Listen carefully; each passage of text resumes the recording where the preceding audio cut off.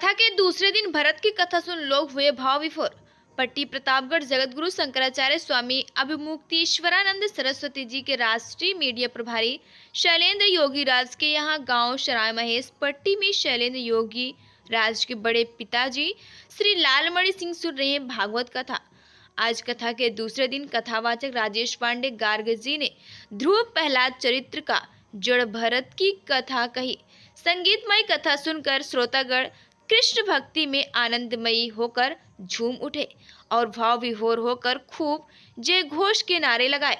कथा के दौरान रणविजय सिंह, जय बहादुर सिंह, अवधेश सिंह, भरत तिवारी, सत्यनारायण तिवारी, सुरेश सिंह राठौर, अजीत प्रताप सिंह, महेश सिंह, उदय नारायण सहित तमाम लोग मौजूद रहे। रिपोर्ट अवधेश सिंह, जुल्मास तक न्यूज प्रभारी, उत्तर प्रदेश। नमस्कार, आप देख रहे हैं जुल्मास तक न्यूज। मैं हूं आपके साथ विद्या राय। हम इस समय उपस्थित हैं सराय महेश पट्टी प्रतापगढ़ में। यहां पर श्रीमद् भागवत कथा का श्रवण किया जा रहा है। हमारे परम पूज्य रामानुजाचार्य पूज्य श्री राजेश पांडे गार्ग जी के मुखार बिंदुओं से और इनकी कथा सुनने के लिए हमारे श्रोतागण जैसे ही उनके कानों में आवाज पहुंची हमारे परम पूज्य महाराज जी की, तो लोग जितने भी श्रोतागण हैं पंडाल में एकत्रित हो गए हैं। आपको हम कैमरे के माध्यम से दिखाना चाहते करने के लिए कितने भक्तगण कथा पंडाल में उपस्थित हैं। हमारे साथ यहाँ पर उपस्थित है कथा के आयोजक श्रीमद लालमणि सिंह। हम उनसे जानना चाहेंगे कि उन्होंने क्यों श्रीमद् भागवत कथा का ही श्रवण कराने का संकल्प लिया। आइए उनसे बात करना चाहेंगे। सर, आपका शुभ नाम? लालमणि सिंह। सर, आपका हमारे जुल्मास तक चैनल में बहुत बहुत स्वागत है। सर, ये जो भागवत कथा का श्रवण कराया जा रहा है आपके द्वारा माननीय पूज्य श्री राजेश पांडे जी के मुखार बिंदुओं से, सर आप क्या कहना चाहेंगे? अविवेक ये जो है कष्ट का एक बहुत बड़ा खतरा, इसलिए हम सब चाहते हैं समाज के उत्थान के लिए संयम, संतुलन और नियंत्रण स्थापित करने के लिए और न्याय प्रिय व्यवस्था होने के लिए सनातन धर्म का लोगों में जन जागृति आए, उससे देश समाज का कल्याण हो, राष्ट्र का हित हो और जन जन खुशहाल हो। यही मेरी इच्छा है और इसी इच्छा के अनुरूप मैं यह श्रीमद् भागवत कथा अपने गांव में यहाँ कराने का निर्णय लिया और अपने पूर्वजों के उद्धार के लिए भी मैंने यह निर्णय लिया।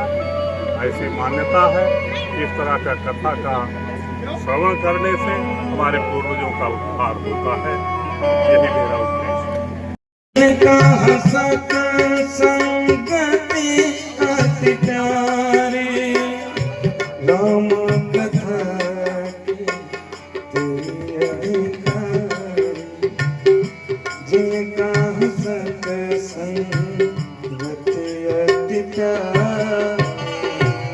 तुलसीदास जी भी कहते हैं कि जिनको सत्संग अति प्रिय है।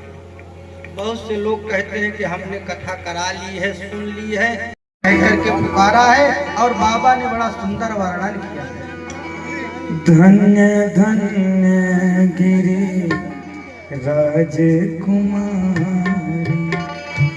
धन्य धन्य गिरि राजकुमारी, धन्य धन्य गिरि को उपकारी, तुझ समान नहीं को उपकार। कथा प्रसंग सकल लोक जग पावन गंगा, सकल लोक जग रघुपति कथा प्रसंगा सकल गंगा, धन्य धन्य गिरि राजकुमार।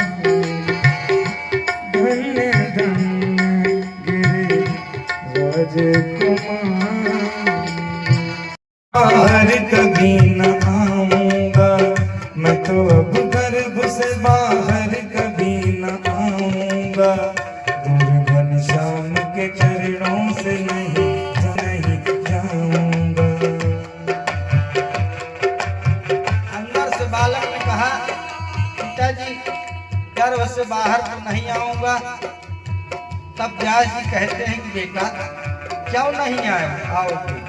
बालक ने बड़ा सुंदर उत्तर भी दिया है व्यास जी। व्यास जी सुन रहे हैं। यहाँ घनश्याम मुझे रोज नजर आते हैं, तेरी दुनिया में सभी झूठे रिश्ते नाते हैं। यहाँ घनश्याम मुझे रोज नजर आते हैं, तेरी दुनिया में सभी झूठे रिश्ते नाते हैं। स्वर्ग को छोड़कर मैं नरक में न आऊंगा, स्वर्ग को छोड़कर मैं नरक में न आऊंगा। दूर घनश्याम के चरणों से नहीं जाऊंगा, दूर घनश्याम के चरणों से नहीं जाऊंगा। आज बालक ने कहा, पिताजी यहाँ मुझे भगवान के दर्शन हो रहे हैं, क्योंकि जो आपका संसार है माया का बंधन है, लोभ है, मोह है, माया है। जितने रिश्ते नाते हैं इन सब में मैं उलझ जाऊंगा, तब भगवान को भूल जाऊंगा जिनका दर्शन हो रहा था, जिनके लिए इस धरा पर अवतरित हो रहा हूँ। क्योंकि दैवी ऐसा गुणमयी मम माया दुरत्या। भगवान कहते हैं कि अर्जुन ये मेरी माया बड़ी बलवती है, इससे कोई पार नहीं पा सकता। इसीलिए सुखदेव महामुनि कहते हैं कि पिताजी माया मुझे ग्रसित कर लेगी, इसलिए मैं इस माँ के गर्भ से नहीं आऊंगा। आज सुखदेव महामुनि अपने पिताजी को बता रहे हैं।